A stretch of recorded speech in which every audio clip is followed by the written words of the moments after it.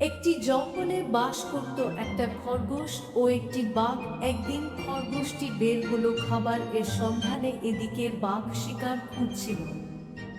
হঠাৎ সে একটা ছোট খরগোশ দেখতে পেল এবং তাকে ধরে ফেলল। খরগোশ ভয় না পেয়ে বলল, মহারাজ, আমাকে খাবেন না। আমি জঙ্গলের রাজা বাঘের দূত।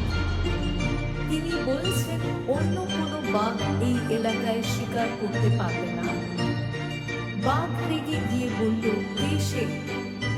আমি তাকে দেখে নেব।